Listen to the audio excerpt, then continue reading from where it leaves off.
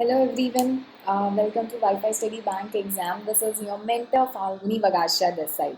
So speaking about me guys, I am a BTech civil graduate. I have teaching experience of more than 4 years and I have mentored 500 candidates till date. ठीक है, चलो जल्दी से शुरू करते हैं, लेकिन मुझे पहले बता दो मैम आप ऑडिबल हो, मैम आप विजिबल हो, so that we can move ahead with the lecture. जल्दी से बता दो मैम ऑडिबल हो, मैम विजिबल हो. चलो बढ़िया.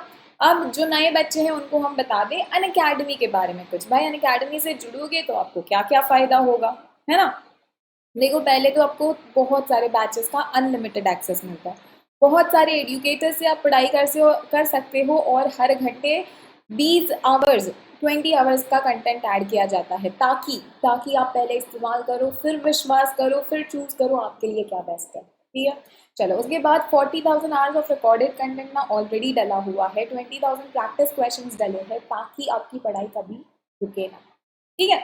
चलो गाइज उसके बाद में आपको ये तो पता है डेली लाइफ क्लासेस होती है, पूरा कोर्स आपको स्ट्रक्चर्ड तरीके से पढ़ाया जाता है, लाइव टेस्ट और क्विजेस होती है, और साथ में आपको अनलिमिटेड एक्सेस मिलता है. आप किसी से भी चाहो किसी भी एजुकेटर से पढ़ाई कर सकते हो सब्सक्रिप्शन लेने के बाद, है ना. Guys moreover test series आपको फ्री मॉक टेस्ट दिए जाते हैं, ताकि आप अपनी पढ़ाई की एनालिसिस कर सको, आपके स्ट्रेंथ आपके वीकनेसेस आइडेंटिफाई कर सको, है कि नहीं. चलो भाई हम आपको बता देते हैं हमारे कुछ टॉप एजुकेटर्स और उनकी बैचेस जो शुरू हो रही है 7 जुलाई से.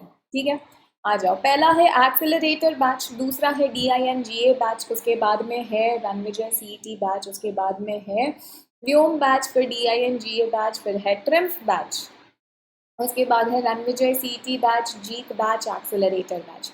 ये सारे कब से शुरू हो रहे हैं गाइज? 7 जुलाई से. ठीक है, चलो आ जाओ. आ जाओ हम नेक्स्ट बोलते हैं संडे. संडे का क्या प्लान है जल्दी से कमेंट सेक्शन में मुझे बता दो. संडे का आपका क्या प्लान है? देखो अनअकैडमी कॉम्बैट होता है 50 मिनट्स का, 36 क्वेश्चंस आपको करने होते हैं, बिल्कुल भी फ्री होगा. You do not have to pay anything, but हाँ इन रिटर्न आपको ना 1 करोड़ तक की स्कॉलरशिप मिलती है. इससे क्या होगा भाई, 17 सालों में पहली बार ऐसा होगा कि आपने ना अपनी पढ़ाई खुद से स्पॉन्सर करी है कि नहीं. खुद से आपको अपनी पढ़ाई स्पॉन्सर करने का मौका मिलेगा. तो बेशक जब एग्जाम लिखने जाओ तो FV10 ये कोड यूज करना, ताकि मैम को पता चले मैम के कहने पर आपने ये एग्जाम लिखी है. ठीक है, आ जाओ. नेक्स्ट देखो अभी ना जो नए बच्चे हैं उनको बता रहे हैं बहुत सारी ऑफर्स चल रही है. पहली तो ये प्रॉमिस ऑफर है जो सिर्फ और सिर्फ बैंक के लिए है. ठीक है, डिटेल्स अभी बताते हैं. दूसरा बैंक RBI या नाबार्ड का कॉम्बो ऑफर चल रहा है, एंड बैंक SSC का कॉम्बो ऑफर.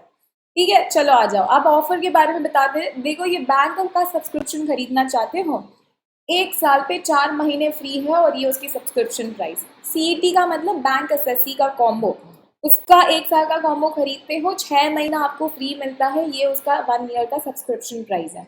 अगर RBI इंट्रोडक्टरी ऑफर खरीदते हो 1 ईयर पे आपको 4 महीने फ्री है, ये उसका ऑफर प्राइस है, सब्सक्रिप्शन प्राइस फिलहाल. ये प्राइसेस बहुत ही जल्दी क्या होने वाली है बेटा, हाइक होने वाली है. If you can afford it, if you feel आपको यहाँ से पढ़ना है, तो this would be the correct time two by it. अगर नहीं कर पा रहे अफोर्ड, कोई दिक्कत नहीं है, मैम आपके लिए फ्री लेक्चर्स लेकर आने वाले हैं, बिल्कुल मत डरना. ठीक है. अब 10% डिस्काउंट आपको इन प्राइसेस पे चाहिए, तो क्या करना है, मैम का ऑफर कोड है FV10, ये यूज करना है, इससे आपको 10% डिस्काउंट मिल जाएगा. इट डजेंट मैटर 1 महीने का सब्सक्रिप्शन ले रहे हो, 6 महीने का ले रहे हो, या 24 महीने का. ठीक है गाइज, चलो. So now we are all set. Let's start cracking it, guys. आज हम करने वाले हैं एरर के क्वेश्चंस. हमने बताया राइट, एरर के क्वेश्चंस करने वाले हैं जो एग्जाम के लिए बहुत ही इंपॉर्टेंट है. वैसे क्वेश्चंस हम आपके लिए लेकर आए हैं, तो बस जुड़ते रहिए हमारे साथ रोज 5 o'clock, ताकि हम आपको ये एरर के क्वेश्चंस करा सके. डन. जब तक आपकी एग्जाम नहीं खत्म होती है, हम रोज इस तरीके से कुछ एरर के क्वेश्चंस करने वाले हैं. आ जाओ यहाँ पर देखो. In the following questions a sentence is given divided into 5 parts. ठीक है, part 1 is grammatically correct. Out of the other 4 part, 1 part contains an error. Mark the option containing the part with the error. If none of the parts have error, mark no error as your answer. चलो बढ़िया. किसी एक part में क्या रहेगा, error रहने वाला है. आपको बताना है कौन से पार्ट में एरर है. ठीक है, आई गेस फर्स्ट वाला पार्ट सही है, ऐसा नहीं है. यू चेक फर्स्ट पार्ट भी. मेरे को लग रहा है डायरेक्शन में कहीं ना कहीं हमने छोटा सा मिस्टेक करा हुआ है. आपको पूरा का पूरा सेंटेंस चेक करना है, ठीक है। और हर सेंटेंस में कहीं पे भी कोई एरर मिले तो आप मुझे बताइएगा कहाँ पर, कमेंट सेक्शन में। चलो शुरू हो जाओ, इस पहले क्वेश्चन का करो, मुझे बताओ यहाँ पर क्या आंसर आना है।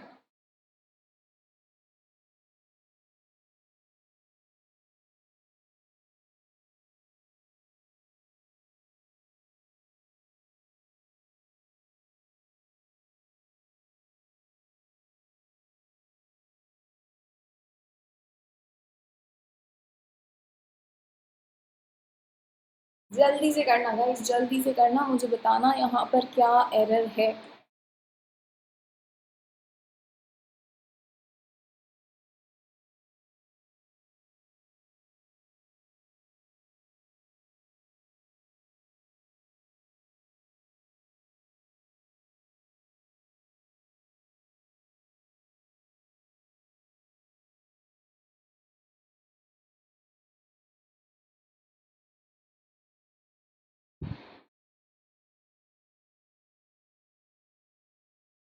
चलो देखें इस क्वेश्चन को, आ जाओ देख लेते हैं भाई, मुझे जल्दी से बता दो।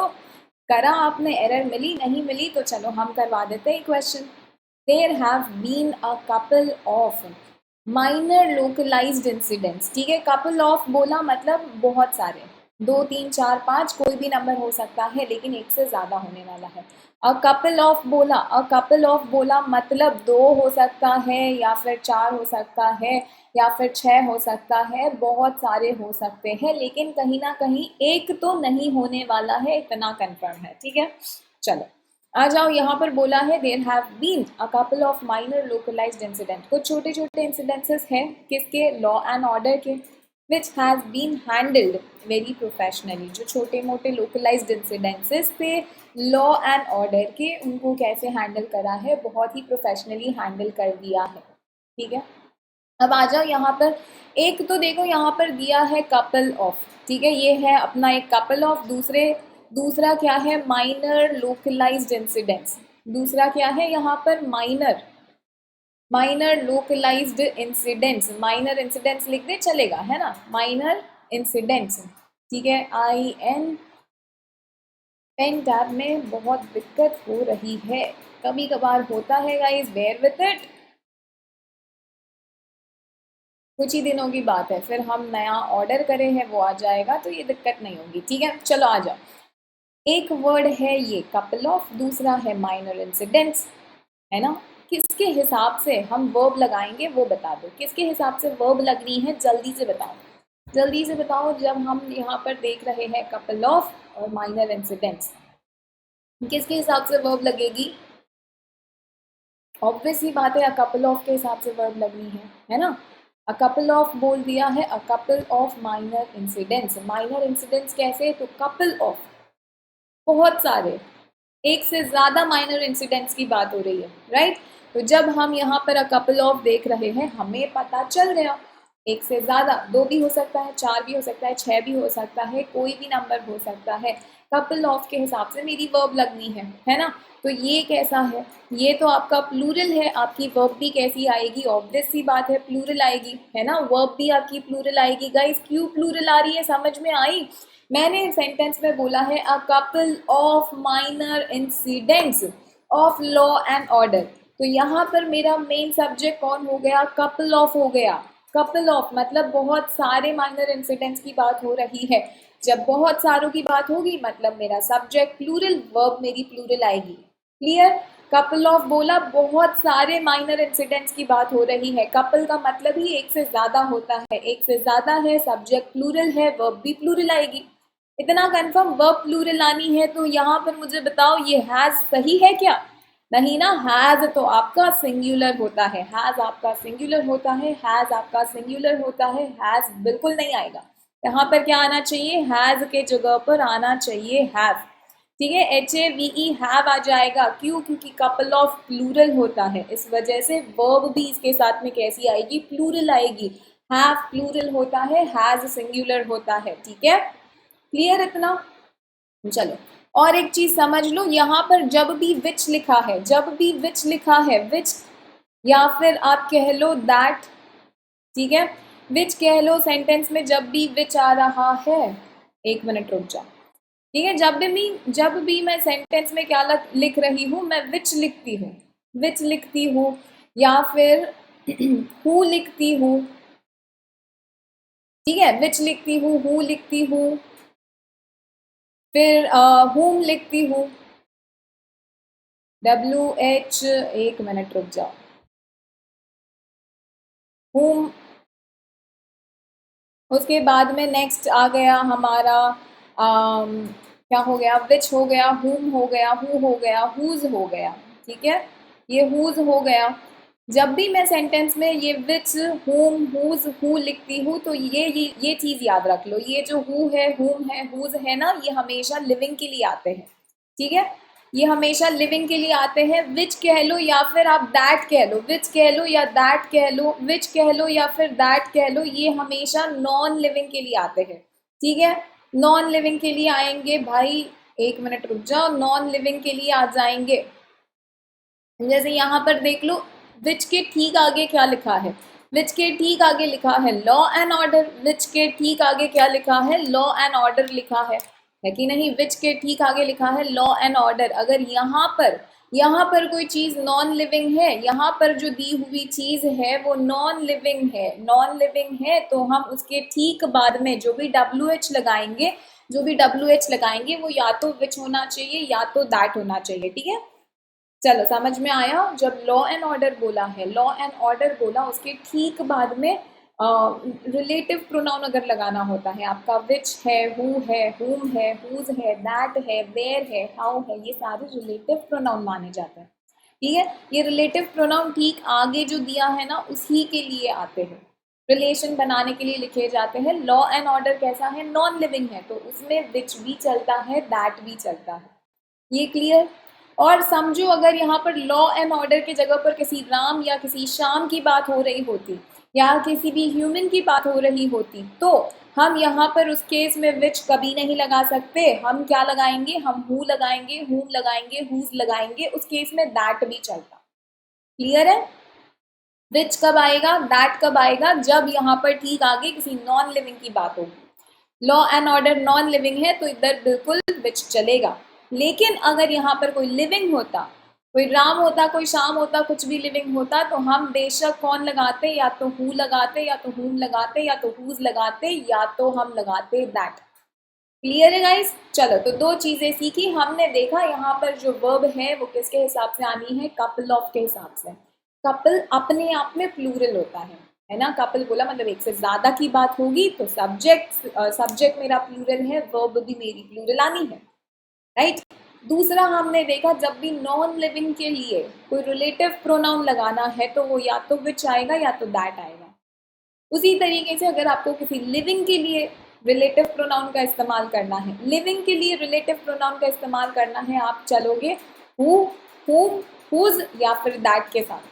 बहुत सारे और रिलेटिव प्रोनाउन होते हैं, जैसे हमने बता दिया हाउ, हमने बता दिया वेयर, लेकिन बैंक एग्जाम में इनके ऊपर क्वेश्चंस नहीं बनते हैं, बहुत ही रेयरली, बहुत ही ज़्यादा रेयरली बनते हैं, ज़्यादातर आने वाले विच, हु, हुम, हुज और दैट ही। क्लियर है। चलो आ जाओ, नेक्स्ट क्वेश्चन करो, नेक्स्ट क्वेश्चन करो, मुझे बताओ यहाँ पर क्या आना है। Since then tourism, horticulture and other sectors, इस वाले क्वेश्चन में कहाँ एरर है, मुझे जल्दी से बता दो, जल्दी से बता दो गाइस, यहाँ पर कहाँ एरर नजर आ रही है आप लोगों को।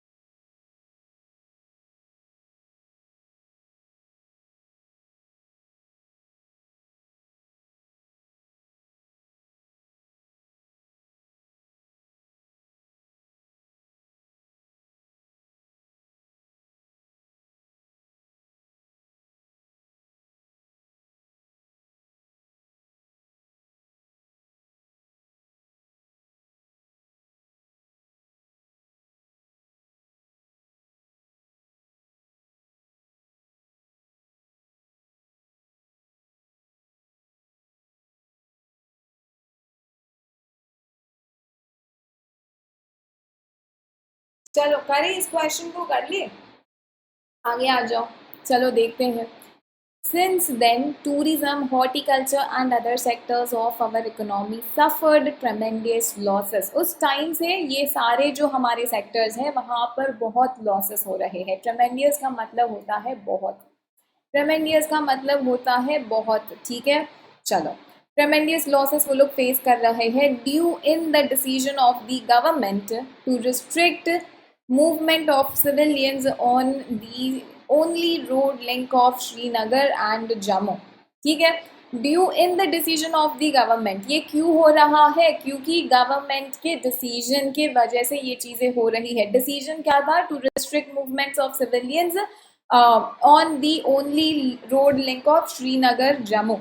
ये जो रोड लिंक था वहाँ पर उन्होंने रिस्ट्रिक्ट कर दिया था मूवमेंट, सिविलियंस को आने जाने से इस रोड पे मना कर दिया था.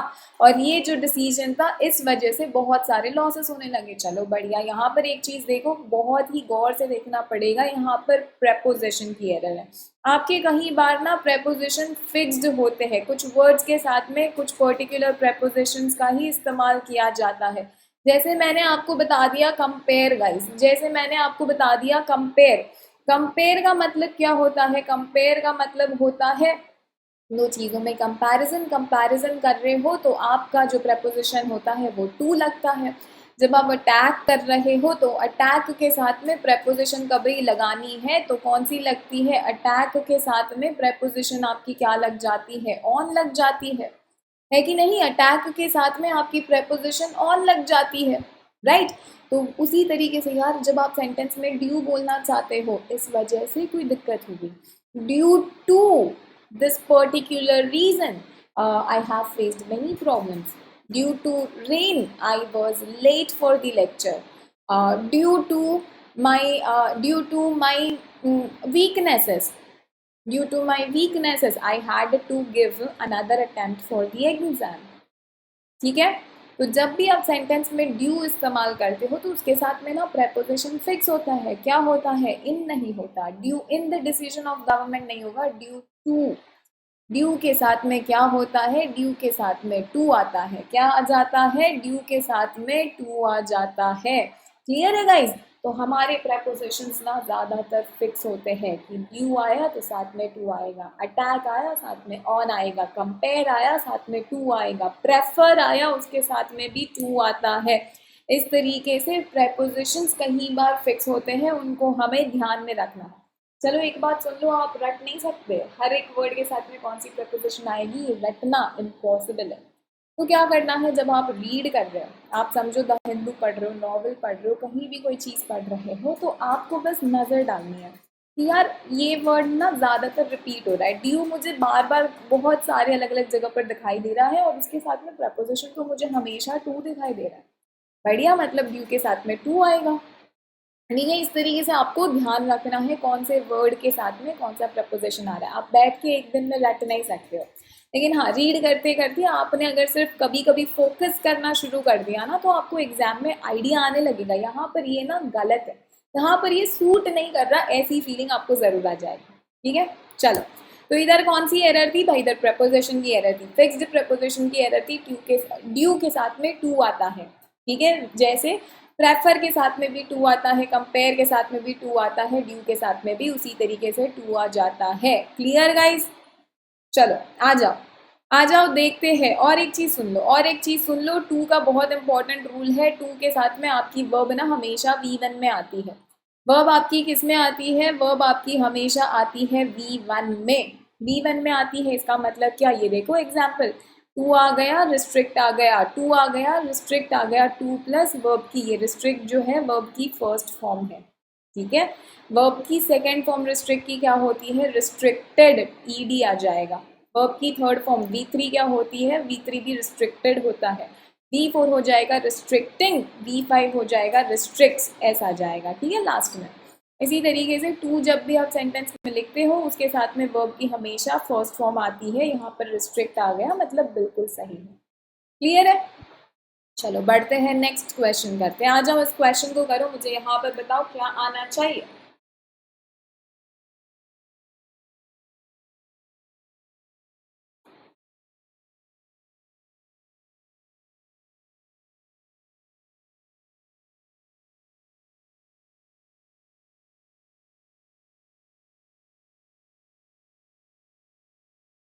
बताओ यहाँ पर कोई एरर नजर आ रही है या नहीं आ रही है, जल्दी बताना मुझे।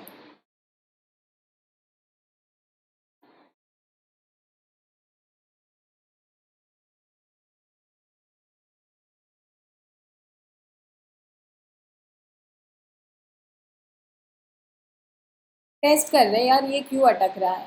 एक मिनट रुक जाओ, आप क्वेश्चन करो, उसकी एरर निकालना।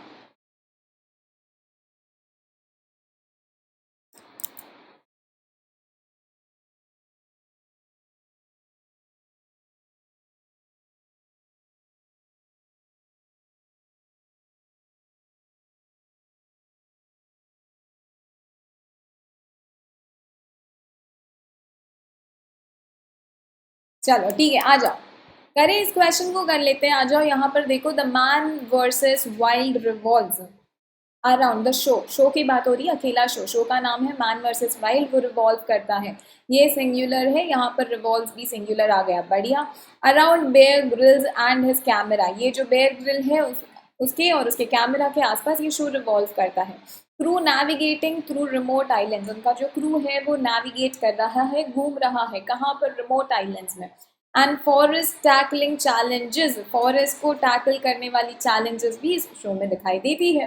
And giving survival strategies to the viewers, अगर कभी भी कोई भी इंसान वहाँ पर गया तो उसको वहाँ पर फॉरेस्ट में सर्वाइव कैसे करना है उसकी स्ट्रैटेजीज भी ये लोग बताते हैं, व्यूअर्स को बताते हैं, है कि नहीं। चलो बहुत बढ़िया। अब आ जाओ, एक चीज़ देखो, यहाँ पर वैसे तो कोई एरर नहीं है, इस क्वेश्चन में कोई एरर नहीं है, this is an error free question, everything is correct. अब यहाँ पर एक चीज़ हम आपको सिखाना चाहते हैं, यहाँ पर देखो बेयर ग्रिल्स बोला हुआ है, बेयर ग्रिल्स क्या है मुझे बताओ। बेयर ग्रिल्स क्या है, क्या किसी पर्सन का नाम है, ये जो होस्ट है उस शो का, जो उस शो को एंकर कर रहा है उस बंदे का नाम है ना। यहाँ पर ग्रिल्स दे दिया है यार, GRYLLS, ग्रिल्स दे दिया है। Does this mean it is plural noun? Does this mean ये नाउन प्लूरल है? बिल्कुल नहीं, राइट, ये नाउन बिल्कुल भी प्लूरल नहीं है, ये नाउन बिल्कुल सिंगुलर है, बिल्कुल सिंगुलर है। क्यों? क्योंकि बेयर ग्रिल्स बोला मतलब यहाँ पर हम किसी एक व्यक्ति को बोल रहे हैं, व्यक्ति को बोल रहे हैं। तो ऐसे ही ना बहुत सारे हमारे वर्ड्स होते हैं जिसमें पीछे एस आता है लेकिन वो प्लूरल नहीं है, और एग्जाम में ऐसे क्वेश्चंस आते हैं, जैसे मैंने बोल दिया मैथमेटिक्स, अगर मैं बोल रही हूँ मैथमेटिक्स, मैथमेटिक्स अगर मैंने बोला तो ये क्या है, पीछे ऐसा आ गया, लेकिन ये एक ही सब्जेक्ट है ना। अगर ये एक सब्जेक्ट है तो हम इसको प्लूरल नहीं मानेंगे, हम इसको क्या मानेंगे, सिंगुलर मानेंगे, ठीक है। इसी तरीके से और बहुत सारे होते हैं, जैसे मैंने बोल दिया टू स्टेट्स, टू स्टेट्स हमने बोल दिया, टू स्टेट्स एक मूवी है, टू स्टेट्स एक नॉवल है, ये नॉवल का नाम है, भले यहाँ पर क्या है, ऐसा आ गया, ये दिखता प्लूरल है लेकिन ये सब्जेक्ट कैसा है, एक ही है ना, मूवी भी एक है, नॉवल भी एक है। तो इसके साथ ये जो सब्जेक्ट है मेरा, ये सब्जेक्ट कैसा है, सिंगुलर है, इसके साथ में वर्ब भी कैसी आनी है, इसके साथ में वर्ब भी मेरी सिंगुलर आनी है। समझ में आ रहा है आप लोगों को? एग्जामिनर बहुत बारी क्या करता है, ऐसे एस वाले वर्ड्स दे देता है तो हमें लगता है ये प्लूरल है, लेकिन एक्चुअल में ये प्लूरल नहीं होते हैं, इनके साथ ये खुद अपने आप में सिंगुलर है, इनके साथ में वर्ब भी सिंगुलर आनी चाहिए। एग्जाम्पल बताते हैं, मैथमेटिक्स ये अपने आप में एक ही सब्जेक्ट है, वर्ब इसके साथ में सिंगुलर आनी चाहिए। टू स्टेट्स एक ही नॉवल है, एक ही मूवी है, इसके वजह से ये सिंगुलर सब्जेक्ट है, इसके साथ में वर्ब सिंगुलर आनी चाहिए। और देखो यूनाइटेड स्टेट्स, यूनाइटेड स्टेट्स अगर हमने कहा, STATES आएगा ना यहाँ पर, यूनाइटेड स्टेट्स, ये भी एक ही तो नेशन है, एक ही तो कंट्री है, तो इसके साथ में भी सिंगुलर वर्ब आनी चाहिए। उसके बाद में मैंने वेस्ट इंडीज बोल दिया, उसमें भी तो एस आता है, वेस्ट इंडीज भी अकेला है, इस वजह से इसके साथ में वर्ब सिंगुलर आएगी, ठीक है। अगर मैंने बोला रेबीज, रेबीज बोला, रेबीज एक डिजीज का नाम होता है, रेबीज एक डिजीज का नाम होता है, ठीक है। तो ये एक डिजीज है, इस वजह से इसके साथ में भी भले एस लगा है, हम इसको प्लूरल नहीं मानेंगे, इसको ट्रीट करेंगे सिंगुलर की तरह, और वर्ब भी हमेशा इसके साथ में सिंगुलर लगाएंगे, ठीक है। क्लियर है? कंफ्यूजन कभी नहीं हो, इस वजह से आपको अलग से बता रहे हैं। यहाँ पर बेयर ग्रिल्स आया, ये अकेला इंसान है, इसके साथ में कभी भी वर्ब आपको लगानी है तो आप प्लूरल नहीं लगाओगे, सिंगुलर लगाओगे। उसी तरीके से बहुत सारे आपके ऐसे नाउन्स होते हैं, जैसे मैथमेटिक्स हो गया, इकोनॉमिक्स हो गया, रेबीज हो गया, टू स्टेट्स हो गया, अरेबियन नाइट्स हो गया, यूनाइटेड स्टेट्स हो गया, वेस्ट इंडीज हो गया। ये सारे दिखते हैं प्लूरल क्योंकि एस लगा है, लेकिन होते नहीं है प्लूरल। एक ही चीज़ होती है, सिंगुलर होती है। इस वजह से इनके साथ में हमेशा वर्ब भी आपकी कैसी आएगी, सिंगुलर आएगी। Mathematics is my favourite subject बोलते हो, mathematics are my favourite subject, गलत है ना। चलो सबको क्लियर, बताओ जल्दी से बताओ मैम, क्लियर, एकदम क्लियर मैम, हमें सारा चीज एकदम क्लियर हो गया दिमाग में। अब कभी इसके ऊपर क्वेश्चन आया तो हम कर लेंगे, बेशक कर लेंगे मैम, बता दो जल्दी से ताकि हम बड़े नेक्स्ट क्वेश्चन करें। जल्दी बताओ, क्लियर है, क्लियर है, क्लियर है, क्लियर है। आ जाओ फोर्थ क्वेश्चन पे, करो। इस क्वेश्चन में क्या एरर नजर आ रही है मुझे बताओ जल्दी से।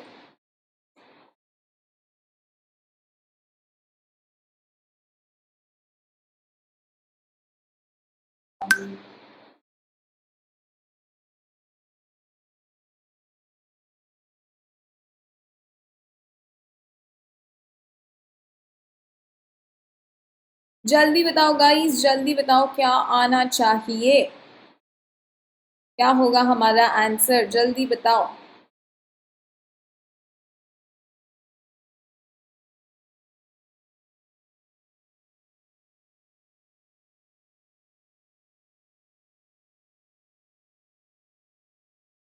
ठीक है, चलो करें इस क्वेश्चन को। बना कोई एरर मिला आप लोगों को या नहीं मिला, वो और से देखना पड़ेगा। ऐसे रीडिंग हैबिट अच्छी रहेगी तो आप आसानी से इस एरर को निकाल लोगे, ठीक है। लेकिन फिर भी आपको अच्छे से कॉन्सेंट्रेट करके निकालना पड़ेगा ये एरर।